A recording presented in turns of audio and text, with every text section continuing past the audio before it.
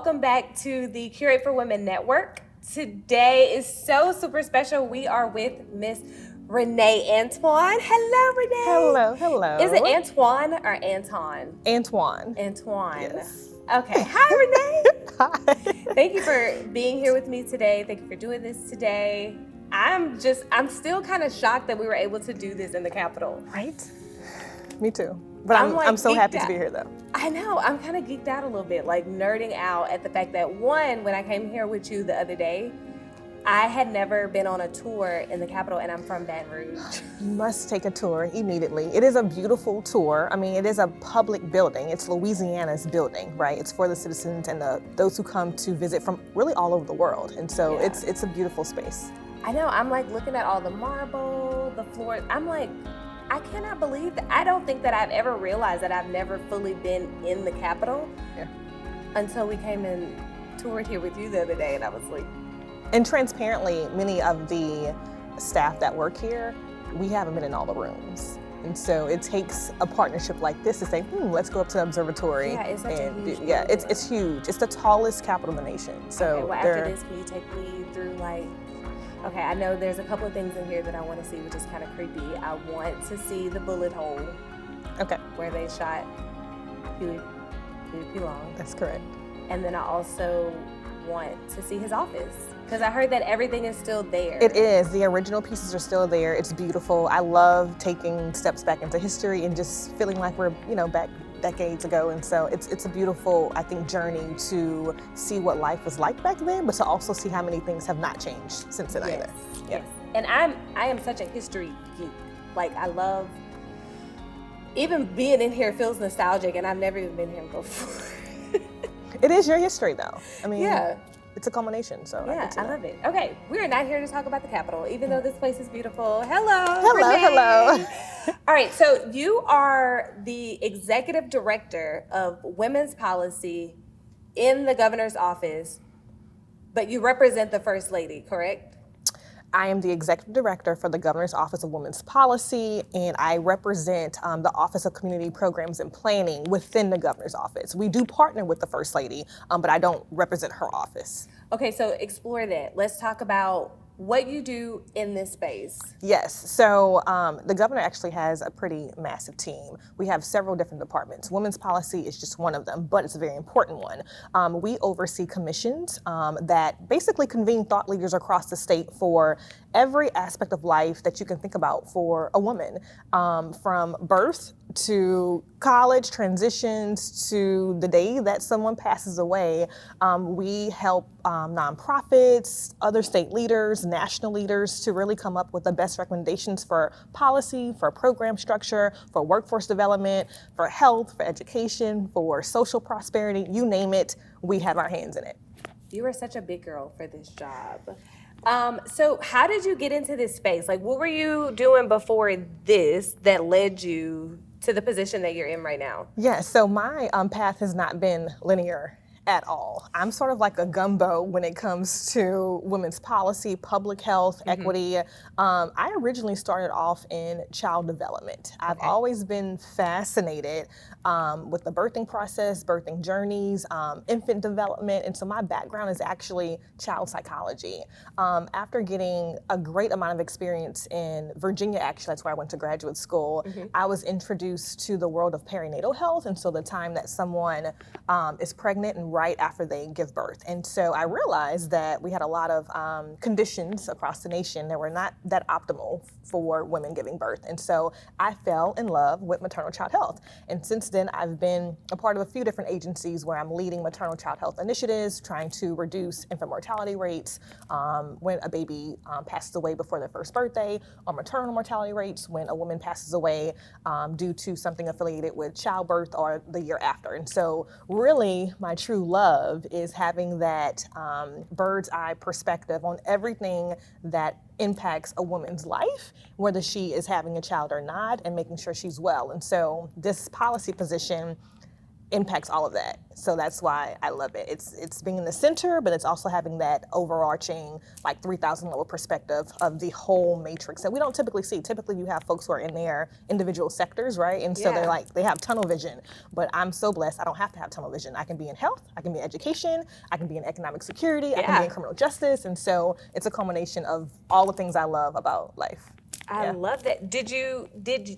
Were you sought out for this position because of the work that you were doing prior to coming here? That's right, yes. So I'm in all of our positions within the governor's office they're appointed positions. And so you don't necessarily go online and apply per se, but you have partnerships and champions that see your work in your local community across the state, and they bring you in and you interview. And I was considered a subject matter expert for women's initiatives as a whole. And so they thought I am a good fit to lead the way. You must feel really proud. Like, do you have a sense of pride doing the work that you get to do every day? You know, I love this work, but I don't often stop to just breathe through it and like really experience the moment, if that makes sense, because I'm always going from one thing to the next. What about, because you were recognized as one of Baton Rouge Business Report's 40 under 40. And so did you ever like stop to even take that in, that like these people recognize me? Because you don't have like a super big presence on social media. Right. And so these people legit had to just be connected and like tuned in to what you were doing to be able to honor you in that way. So did you ever take a moment to like sit and breathe and just be like, oh my gosh, this is such a huge deal for me? Transparently, I think afterwards, right before and during that time, I did not. I am typically more of an introverted socialite, if you will. And so I'm not posting every day on social media or anything. I'm trying to get better at that. But it was really just me doing the work, right? Yeah. And people seeing me from afar, even close, right? And recognizing that, hey, even though you're not necessarily waving your own flag, you're doing great work and we want to recognize you. And then afterwards, when I started getting the outpour from, partners and friends and stakeholders across the state and even across the nation saying, great job, this is great. I'm like, oh, it is great, isn't it? Okay, and so that's when I was able to sort of breathe through it and acknowledge it and give myself a huge pat on the back for an accolade that not everyone is able to achieve, but so many people are deserving, right? Yeah. But I am blessed that I was prioritized on that list, and forever thankful and forever grateful for the connections that it's allowing me to connect with. Yeah, and I don't think that it will stop there. And I think that moments like that really gives you an opportunity to celebrate yourself, because you are doing very important work.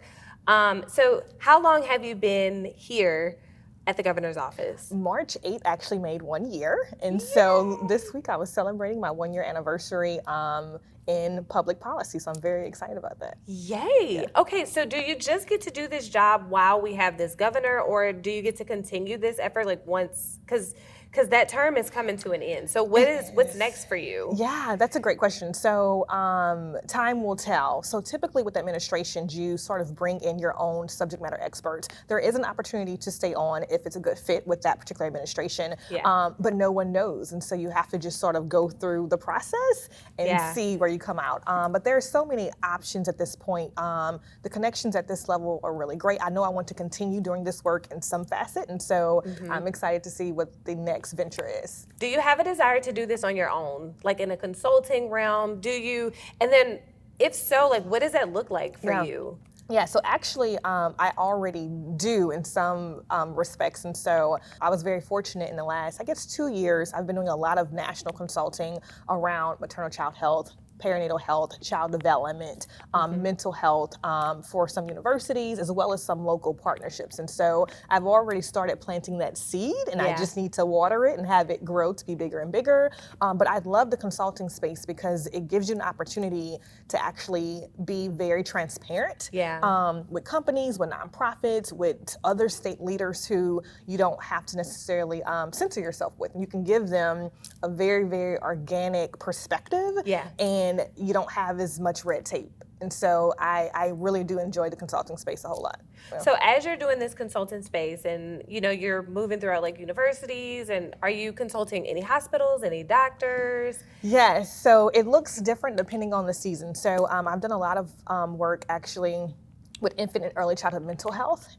That's a huge, huge deal now following the COVID-19 pandemic. And so lots of schools across the nation are in this really limbo space where they're trying to figure out how to really adapt to being a teacher in the classroom because students are forever changed, right? Yeah. There were, 2+ years of isolation. Students were not getting the appropriate engagement opportunities that they would have had historically before the pandemic. And so now they need help adjusting. And so I'm coming in there and giving them a new perspective and really encouraging them to consider their position, because we know that, I always say this with my clients, your point of view impacts your position. Yes. Your position impacts your perspective. Your perspective impacts your decision making. Yes. And once we can change the culture around your decision making, we've then changed your entire agency. And so that's my goal. That is so good. Do you have that written down somewhere? I do, actually.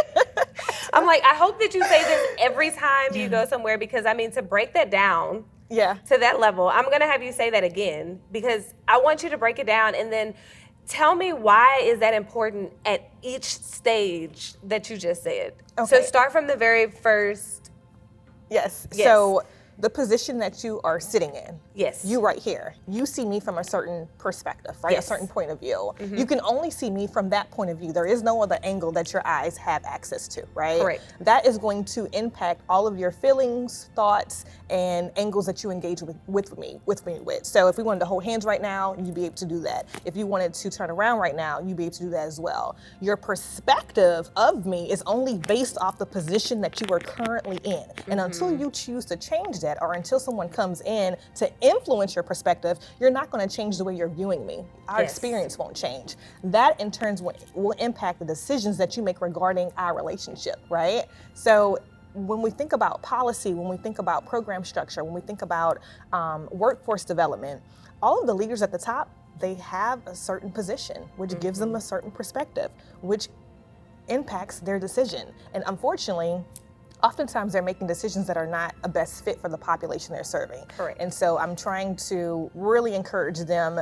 to do sort of that metaverse situation where you're literally putting yourself in someone else's position to see their angle of the world. And that is going to help you to have better quality improvement skills, better compliance skills. And this is really in that public health sector. I was in public health for a little while as well. And so that's one of my angles that I use in the consulting space. So, oh my gosh, that is so powerful, especially like the lens of like, with the understanding of your perspective will truly shape your decision making.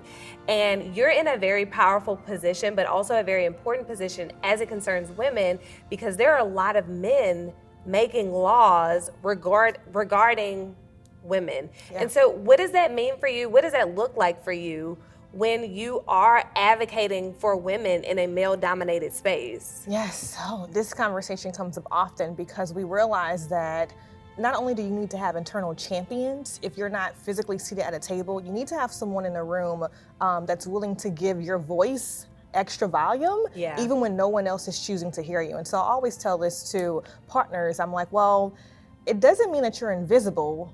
It just means that someone is choosing not to see you. And sometimes they choose not to see us. And so I'm really, really advocating not only for men who have certain backgrounds, because that's also a stereotype, thinking that because they're a man or because they're a woman, they'll think or feel a certain way. But really it's about life experience, the journey that they've had, their perspective on things. Yeah. We have some women who stereotypically may think like a man. We have some men who may stereotypically think like a woman, right? Yeah. And so my viewpoint is... Because of their upbringing. That's right, because of their experience, because of their position in life, because of their perspective, right? Correct. And so I'm coming in to make sure that the voice of the people is the first voice that we hear. Yes. And that doesn't always rise to the top. So that's my main role, to make sure the people, the places and the populations that we're serving, they have the highest and loudest voice in the room. And that takes time. It takes rapport building. It takes grit. It takes patience. But it's all worth it, because the outcomes are just so much better when you have inclusivity. Yeah. And so I really do value that equity and that inclusivity when it comes to not only hearing voices, but including them in the decisions that we're making. Yeah, it definitely takes courage. Yeah. It definitely takes bravery and vulnerability. And so, but then that's also like a catch-22, because when you're having to be a bulldog, right, amongst a bunch of lions, it's like, okay, do you hear me? And so I got to break myself down a little bit to give you a little bit more of my perspective for you to even appreciate my voice right now. Because sometimes when women's voices are like amplified, then we just look angry and we're screaming. And then now we're looking like we need your help. And I don't really know if that's the position that you take. Like, are you walking in here saying like, guys, we need your help? Or are you like, no, you have to fix this. It's not your help. You just have to fix this. Or is there like a fine line between the two? Yes, balance is key. Not even just with the political field, but public health, policy, education. You would think that coming in guns blazing would be the best fit for every situation, but I often find that if someone were to come up to you right now and ask you to believe in a certain cause that you've never heard of or that you have not experienced yourself, right? It's very difficult to listen if they're coming at you yelling and screaming and being a little bit too forceful. Psychologically, that's not how our brains work. Yeah. We do better when we're comfortable, right? We do better when we have a familiar feeling with either the partner or with the topic. And so what I do is I sort of have a softer approach because I want to make sure I'm creating a gateway. Yeah. And I don't want to just have a moment. I want to have a movement. And that's a big deal for me to make sure it's a continuum of this relationship. And so I'm not going to come in, hitting you over the head with a topic. I'm going to actually figure out what your current perspective is on it, and I'm going to meet you where you are and hold your hand to make sure that I can see your perspective and you can see mine, and we can have an outcome that's the best fit for both of us. Very few things are sustainable when you force someone into it. You really want to make sure you have buy-in, and the best way to do that is to educate them, to make sure they're fully informed, and then when that buy-in occurs, you know that there's sustainability for that. And I mean, we have, generational champions, sheroes I call them, that have been helping us to create sustainability from 10, 20, 30, 40 years ago, right? Their movement is still felt today because of that. They knew when to come out loud, but they knew when to be soft too. They knew when it was appropriate to speak, but also when it was appropriate to just listen. And my goal is to make sure that we're bringing everyone together. I don't like outliers at all, because everyone impacts everyone else. And some people don't actually understand that perspective of, we're all in one ecosystem here. What I do impacts you, what you do impacts me, right? From the leadership to mid-level to the very frontline staff, we all have a role to play, and making sure that those roles are seen as being equal, right? And approaching them with equitable strategies is just really important. And so I consider everyone to be an equal partner, no matter what your title or leadership level is. And I know that's why I've been successful in getting folks to the table today that wouldn't have typically wanted to be in the same room with each other. What you're saying sounds a lot like DEI, right? I think because, and I know this is not a new profession, but it's something that is more prevalent right now because of the sensitivity that's happening between like race relations and then. But DEI is not just about race relations. It's literally about inclusion of every person, their ability, their race, of course, their sex, their gender, because even that is now a very big topic. That has to be explored. So when you are doing these things and you're advocating out there for all things women, do you partner with a DEI professional that's able to give language to the things that you're trying to say, if perhaps you're speaking to people who, it just sounds like you are a Charlie Brown school teacher? I certainly do, and because a little bit about my background, when I lived in Oregon, believe it or not, on the West Coast for a few years, I was a director of a diversity, equity, inclusion coalition, and on the West Coast, the population is very different than the Deep South, and so you find yourselves being the only one who may look like you, have your culture, have your language, have your traditions. And so during that time, I was able to be certified in diversity, equity, and inclusion work. And so I bring... Because you were the diversity, equity, you were included. What? That's exactly Because you said right. Oregon, and I'm like, what do people even look like there? I need to travel more here. It was a very lovely place, but they have a very deep history around race relations, classism, economic disparities. Is it very much so like Louisiana, where it's the diversity here is black and white? it's not like LA. It's not like Yeah. going to New York and like experiencing like all these different cultures. Is it like that there? They have actually a very high indigenous population there. Okay. Wow, that's Yeah, so I love history, as you mentioned, and so if you really go back way back in the day to see who actually inhabited that area first, you'll see a lot of the indigenous folks, a lot of folks coming from what we call in the present day Mexico. There are a lot of folks actually coming from the west side of the world as well, and so it was. So I'm sure your DEI work was well appreciated. It was in that area, and oftentimes you have to open up someone's eyes. As I mentioned, holding their hand through it instead of pushing them through the door. Walking through that door with them is so beneficial and powerful, and so that's what I was able to do for them. And so I was able to bring that work to the East Coast and then back down here, because sometimes you just have to have the life experience to speak on the story, and that's just the way it is. So let's talk about your life experience. Yeah. How did you get to, besides you being a woman, obviously, besides you being a mom, I'm sure you started this work before you became a mom. I'm sure you started this work before you became a wife, right? So what led you to want to do this? That's a great question. My family roots have been very deep when it comes to education and really taking advantage of opportunities that are put in front of you, and also just not giving up.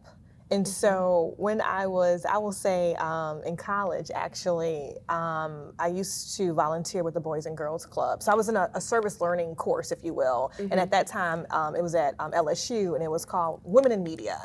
And we had so many discussions around disparities related to females being put into leadership positions, females being able to walk through the doors to make decisions for themselves, for their bodies, etc. And so at that point, I was like, wait a minute, this is us. Like, we are them, they are us, right? And I fell in love with the concept of changing populations from every angle, not just one. And that sort of catapulted me to University of Virginia, where I was able to do the research side of things. And so I was in a traditional laboratory doing a lot of child development research. But keep in mind that a lot of things that we go through as a child really does trickle into adolescence and adulthood, right? And most often people don't really consider childhood experiences leading to adulthood experiences, but they're completely connected. And so the more I started researching child development and publishing on different things related to childhood environment and the way that impacts your adulthood, I said, I want to do this. I want to change populations. And I thought about myself, my future children, my future generations, and I said, why not me? And so I just went for it. And it's been a love of mine ever since. So, was there any women that you saw when you were growing up that was like on fire for this type of mission? Yes. So I grew up very close-knit in the church, but as well as with my family. So my grandmother, my late grandmother, Dora Jane Alfred Jackson is her name. And she was just, in my opinion, a pioneer in women's rights, but also in education. She was a nurse by training, but had 6 children. And the way that she persevered through her professional career, her family connections, her community, I was like, ooh, Momo, I'm gonna be walking in your footsteps when I get older. Let me get it together. Let me make sure I have the correct resources in place. And it was just so inspiring. Like, and she still is my shero today. Like, I still think about her, when I'm getting new accolades. Was your mom into this type of work? She is actually in healthcare, but sort of behind the curtain. So she works in state nursing. And so they had different paths though. So she wasn't out front, if you will. She was more of the introvert, very soft-spoken, but still very accomplished. And so, whereas my grandmother, her mother, she was a firecracker. She was like, go get it. Let's do it. Let's write this book. I feel like you're like a good mix of the two of them. Definitely. Like, you're a bit of a firecracker, but you're not like you know. That's right. Yeah. I loved it. Okay, so do you have a daughter? I do. Lori Rain Antoine is my one and only daughter. She's 4. Do you think that she will follow in these footsteps? Or do you think she's looking at you like, why are you doing this? Like, why do you care so much? Is she even old enough to have those thoughts? Right now, she's not quite old enough to understand the impact of the work, but I still have conversations with her so that when she's older, she'll remember, Mommy sat down with me at bedtime and said that a woman's life is important. Yeah. And that every baby matters. Yeah. I want her to remember that 10 or 15 or 20 years from now, even when I'm gone, I still want her to know how important the mission was for me and that I was really doing it for her so that she could have a better upbringing. But right now she knows that Mommy goes to work and she works hard and she has lots of meetings and photo opportunities and she's like, good job, Mommy. You know what's interesting? I think that that's so cool that you grew up around women who felt the need to advocate for women in whatever way that they did, right? I think that that totally shaped your perspective and truly gave you the ability to be able to effectively do this job. And so it also makes me think about the comment that you made about our ecosystem, because as a woman with the same or similar life experiences as you, I would not be well equipped to advocate for women at the level in which you are, because I grew up around all men, right? So I had a very male dominated perspective, truly. And like I was listening to you talk and you mentioned like, even some women can have like stereotypical male thinking. And the older that I get, and the more in tune I am with being a woman and what that truly means for me, I realize how I was not well advocated for growing up. And it doesn't make the men that I grew up with bad people. They really just don't know how to truly say, this is what she needs, this is what is fair for her. How do you speak to a generation of women who grew up like me, right? Or how do you speak to a generation of women who grew up with women that didn't fully understand their power? That's great. So for the first one, growing up with women who may have been in an environment that was male dominated or psychologically male focused, every experience matters to me. Every journey matters, every truth matters. And so this is one of those things that we typically get wrong oftentimes. You might think that because you grew up around mostly males that you are not adequate to still advocate on yourself and on behalf of other populations, and that's not true. I'm learning that everyone should have a seat at the table. Everyone's journey should be included when we are trying to create outcomes, because our state and our nation is full of people who grew up like you, who grew up like me, and who had completely different outcomes as well, right? And so I think it's so important not to say necessarily which one is better or worse, or more exposed or less exposed, but let's just consider your journey and figure out how we can integrate that into making sure you have the best life outcomes that you want to have for you. That is what I'm starting to realize. Instead of forcing the conversation or forcing topics or saying, oh, I'm so sorry that this happened to you, I'm going to look at what happened and say, how can we make that better for the future, or even for your current mindset? Empathy versus sympathy. There you go. And for those who grew up not needing or not being able to fully feel like they had the power, it's always there, but how you manifest that is really your decision. And so I know that everyone has the ability to make an impact and to empower others around them, or to just empower their immediate social circle, right? And that's what I'm trying to do now, to make sure you realize that whatever voice you may have, it's worth sharing, no matter what your experience is. Like, you are worthy, you matter. With topics that are specifically related to women in general, is that weird for you that you can be like on like another side of the table with women? It's not. And so let me tell you, so that's reproductive health is one huge topic that we encounter all the time, but there are many others. There's economic security, there's equal pay, there's creating minimum wage, there's paid family and medical leave. There's so many topics you would be surprised at how many critical, high priority topics that we deal with every single day.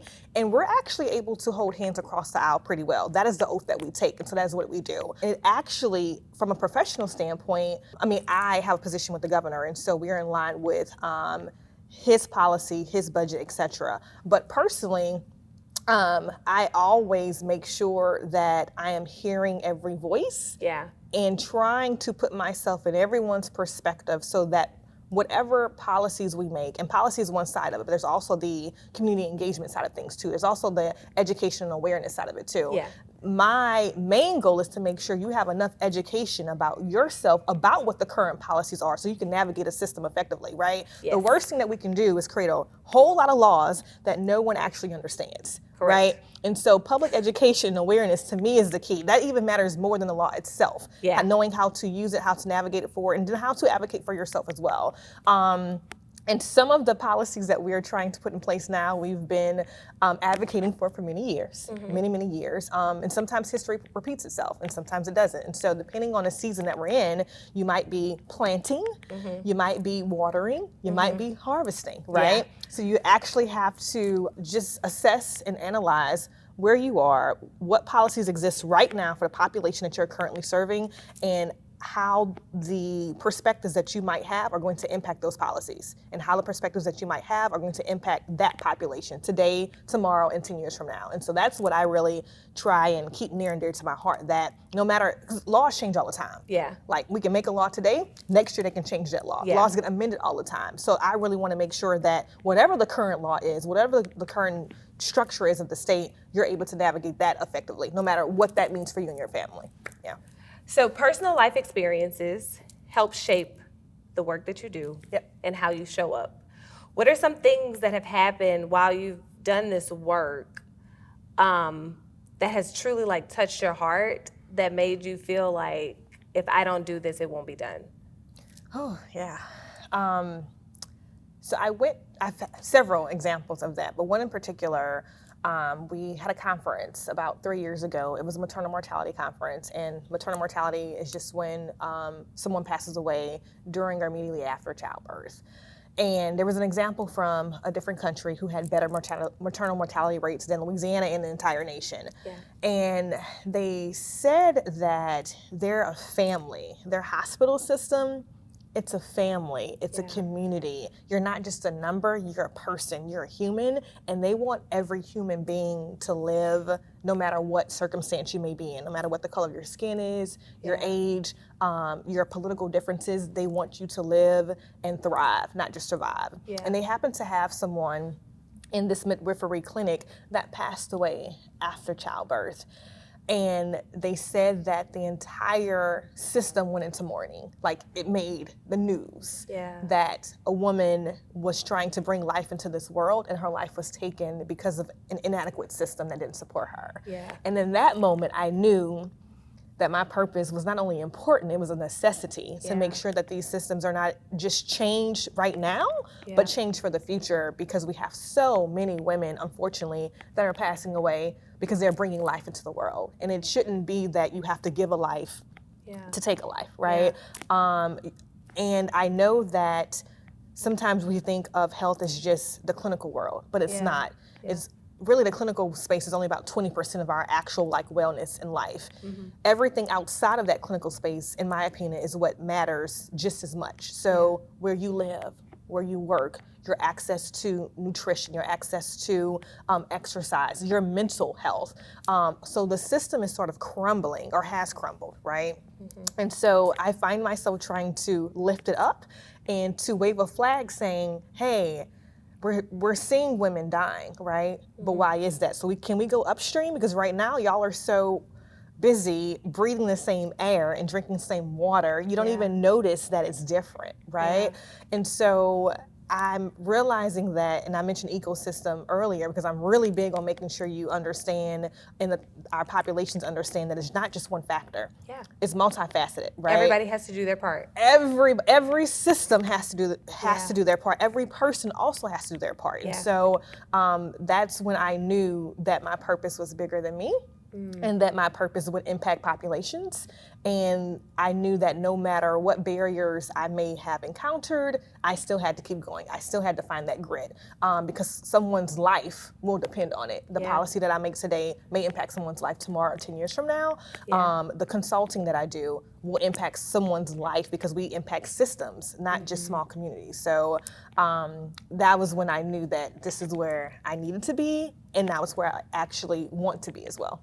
Do you feel like you're fighting an uphill battle, or do you have hope? Or do you have hope that these systems will change with the work that you're doing? I am extremely optimistic. Okay. By nature, I'm a hopeful person. If you ask my family and friends, they're like, "Oh yeah, she's always smiling, always very like upbeat and happy." Yeah.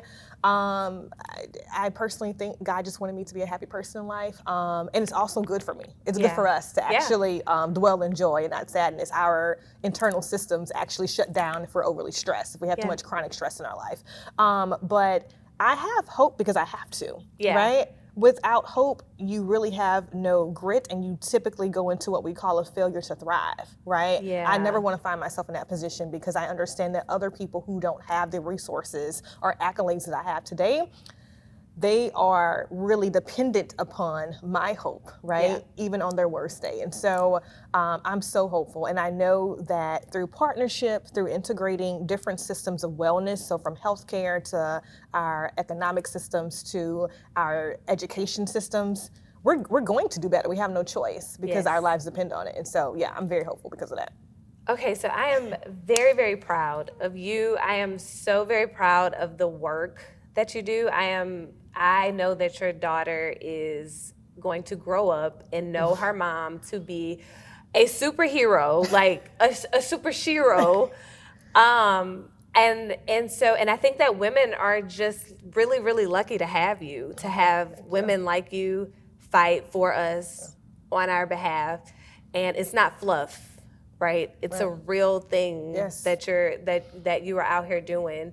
And so I wish you well in any way that we can help you with your consultancy and getting you in these spaces where we can help amplify your voice.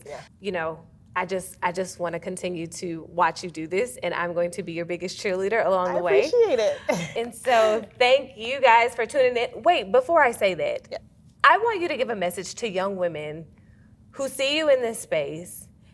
I want you to give them some encouraging words on how to one, believe in yourself, and then how to stay true to yourself in the midst of people who don't know you, who don't identify with you, and people who don't share your perspective. Yes. I would say, don't be afraid of failure. Just remember, excellence, it's a marathon. It's not a sprint. And typically, to be an excellent leader, you can't be stagnant. You have to be ever changing. You have to evolve with the times. You have to evolve with the system that you live in. There's a dream, there's a vision, but there's also reality. So you always have to balance out the two. Looking forward to what's to come, but also keeping in mind what is and working through that and navigating that every day. And remember, it's so important to have grit, because we didn't promise this journey was going to be easy, but it's very necessary and someone has to do it. And so just because something is unprecedented doesn't mean that it's impossible. You are worthy, you matter, and why not you? You are us, we are them, and I encourage you not only to expand your horizons everywhere you go, every room that you walk into, know that you are your own brand. So be ready, be powerful, be bold, speak up, because it could impact your entire life, but also someone else's life that's not even in the room with you. Oh my God. Did y'all take notes? Oh, I hope that y'all were taking notes. Write it down. Thank you. Thank you. Thank you so much. I certainly appreciate it. Thank y'all for tuning in. I would you're gonna have to follow her on LinkedIn because she's not the Instagram girl, but we gonna get her there. We'll get there. I do have an account. I just don't post often. I work from behind the scenes oftentimes in this work, but that's okay. Please reach out. I would love to connect. I would love to partner, and I would love to uplift any social advice or civic organizations that are out there. The real unsung hero. Thank y'all. Thank you guys. Bye.